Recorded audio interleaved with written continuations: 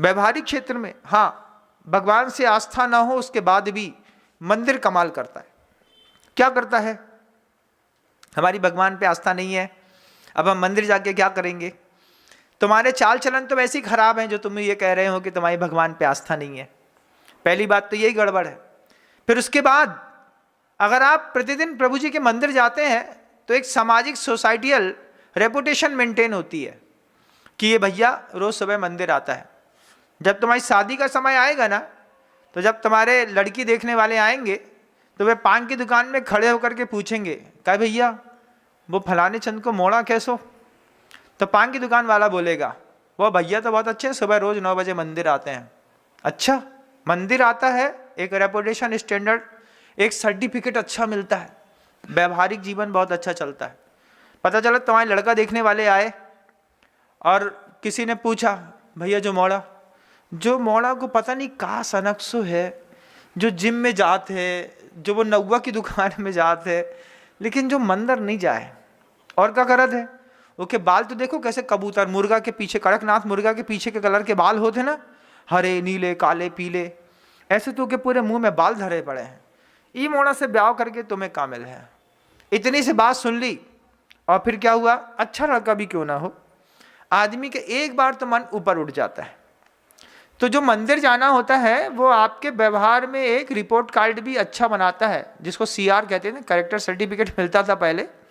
वो character certificate के लिए भी मंदिर जाना जरूरी है। व्यवहार बहुत अच्छा रहता है।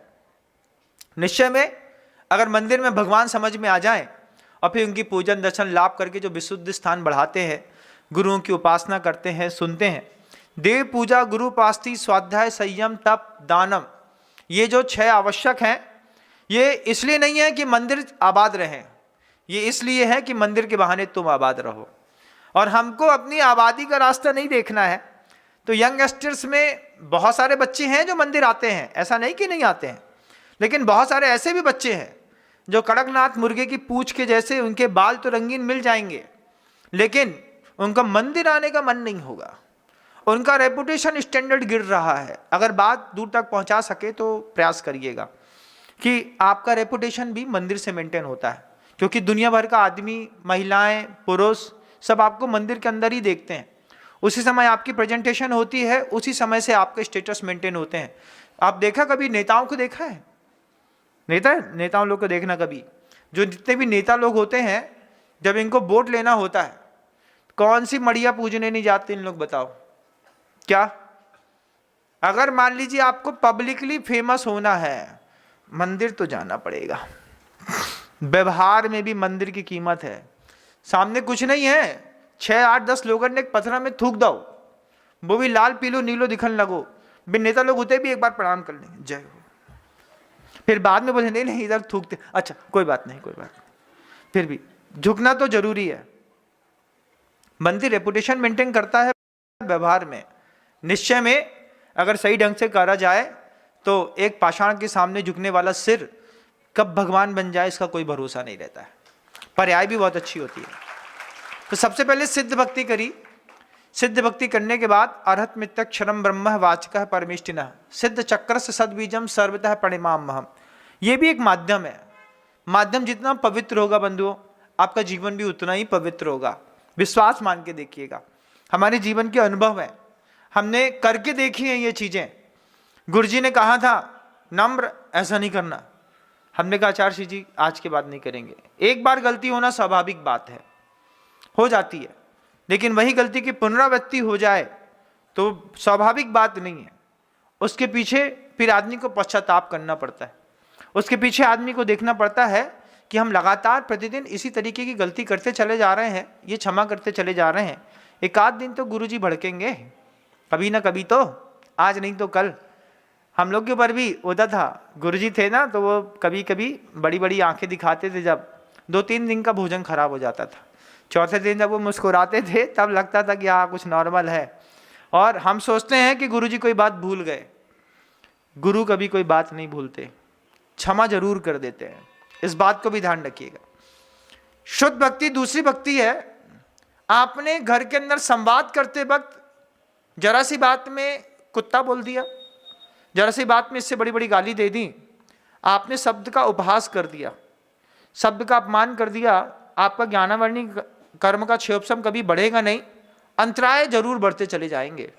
फिर आप जैसे लोग बोलते हैं, महाराज जी आधे नंबर से 3 बार से चूक रहे हैं, अब तो मरने की इच्छा होने लगी। हम तो बस एक ही चीज कहते हैं, बस गलत शब्दों का प्रयोग बंद करके देखिए, आपको शब्द एक एक शब्द सिद्ध हो जाएगा, और जैसे शब्द सिद्ध हो जाएगा क्षेयोपशम बढ़ने लगेगा। प्रतिकूलताओं में मौन रह लीजिए, लेकिन किसी को अपशब्द नहीं कहिए। अपशब्द कह करके आप अपने लिए एक दीवार खड़ी करते हैं। तो दूसरी भक्ति करते हैं सुबह सुबह, साधु भी श्रावक भी, शुद्ध भक्ति। तीसरी होती है आचार्य भक्ति। आचार्य भक्ति कह लो, गुरु भक्ति कह लो। उस आचार्य की, उन साधु पुरुषों की भक्ति करने के लिए हम उपाश्रय में जाते हैं। अगर मान लीजिए आपके नगर में कोई साधु हैं तो उनके उपाश्रय में जाकर के भी आप भक्ति कर सकते हैं, और नहीं है तो आप अपने घर के अंदर बैठ करके सुबह सुबह उठ करके 5-7 मिनट का खेल है, अच्छे मन के साथ अगर आपने सुबह आचार्य भक्ति करी तो आचार्य श्री जी ने कहा था, गुरु के पास ताकत होती है, गुरु अंतराय कर्म को काट देता है। गुरु अपनी साधना का अंश अपने शिष्यों में जरूर देता है बंधु। मैंने देखी है ये बात। मैंने गुरु जी से पूछा था, गुरु जी आप सबको इतना देते हो, दादा गुरु ने कुछ दिया कि नहीं? तो गुरु जी ने एक ही बात कही, दादा गुरु ने ऐसे ऐसे सिर ऐसे ला रहे थे, हाथ जो थे दोनों घुटने में घुमा रहे थे, घुटने में दर्द हो रहा था, हम लोग तेल लगा चुके थे, अब आचार्य श्री जी उसी तेल को धीरे धीरे हाथ से अंदर करने की कोशिश कर रहे थे। गुरु जी से पूछा कि गुरु जी आप इतना देते हो सबको, दादा गुरु ने भी तो आपको कुछ दिया होगा। ऐसे बोलते, दिया था ना, दादा गुरु ने हमको भी दिया था। तो फिर पूछा कि गुरु जी आपको दादा गुरु ने क्या दिया था? दादा गुरु ने तुम्हारे वो जो मंत्र दिया था, वो मंत्र मैंने आज तक नहीं छोड़ा, आज तक फेरता हूँ उसको, माला देता हूँ, उसी का प्रभाव है ये सब। जब गुरु जी ने ये बात कह दी कि दादा गुरु ज्ञान सागर जी महाराज श्री जी ने जाने से पहले मुझे एक मंत्र दिया था, उस मंत्र का प्रभाव आज भी मेरे जीवन में है।